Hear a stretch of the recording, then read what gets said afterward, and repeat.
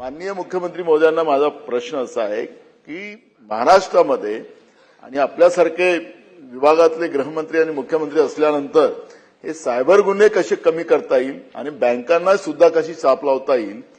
माननीय अध्यक्ष महोदय, मुळातच आता आरबीआयने बँकांना एक सर्क्युलर दिलेला आहे आणि अशा प्रकारच्या गुन्ह्यांमध्ये पूर्वी बँका हात झटकायच्या, आता बँकेची चुकी, त्यांच्या कर्मचाऱ्याची चुकी किंवा त्यांनी एसओपी फॉलो केली नसेल तर ती सगळी नुकसान भरपाई बँकांनी द्यायची आहे। आता असा आरबीआयने नियम केलाय। आता फक्त प्रॉब्लेम कुठे येतोय की आपण बँकांना सांगतो फ्रीज करा, फ्रॉड झालेला आहे, एका अकाउंटमधून दुसऱ्या अकाउंटला गेलं, दुसऱ्या तिसऱ्या अकाउंटला फ्रीज ते करतात, पण फ्रीज केल्यानंतर ते पैसे परत मिळण्याकरता वर्ष 2-2 वर्ष लागतात। ते डीफ्रीजिंग मध्ये प्रॉब्लेम आहे।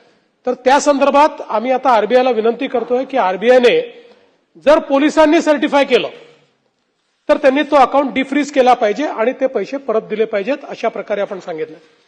आता मुळामध्ये जे फ्रॉड होत आहेत ना, हे कसे होत आहेत की फिशिंगचे फ्रॉड्स आहेत, म्हणजे तुमचा ओटीपी सांगा, तुमचा पिन कोड सांगा, अशा पद्धतीनं ते होत आहेत। त्यातही आपली जी 1945 आणि 1930 असे जे 2 नंबर आहेत, तर जे फिशिंगने होतात त्याच्यामध्ये एसएमएस जातो आणि तो जो काही अकाउंट होल्डर आहे त्याला ते समजतं माझ्या याच्यातनं गेले, त्यांनी ते समजल्याबरोबर जर 1930 आणि 1945 कुठल्याही नंबरवर केला तर आता आपल्याकडे इतकी ऍडव्हान्स सिस्टीम आहे, कारण आपण हे जे सेंटर ऑफ एक्सलन्स केलंय याच्यामध्ये सोशल मीडियाचे हँडल्स आपल्या याच्यावर आहेत, सगळ्या बँका आपल्याशी कनेक्टेड आहेत।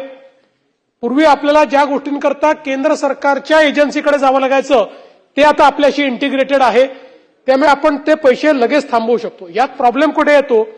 प्रॉब्लेम जेव्हा लोक 4 तासांनी 5 तासांनी कंप्लेंट करतात त्यावेळी अनेकदा हे गुन्हेगार भारताच्या बाहेरच्या अकाउंटला ते ट्रान्सफर करतात आणि मग आपल्याला आणि अशा राज्यामध्ये अशा देशामध्ये जातात, भारताच्या बाहेर गेलं तरी हरकत नसते, पण अशा देशात नेतात की ज्या देशाशी आपली ट्रीटी नाहीये आणि मग तो प्रॉब्लेम होतो। म्हणून आपला आता आपण बघितलं असेल की अवेअरनेस हा खूप मोठ्या प्रमाणात केंद्र सरकार आणि राज्य सरकारने सुरू केलाय।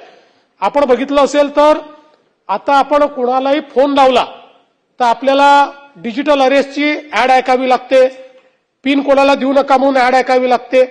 त्यामुळे मोठ्या प्रमाणात ही जाणीव जागृती आपण करतोय। तथापि इतकी जाणीव जागृती करूनही चांगले लोक डिजिटल अरेस्ट करता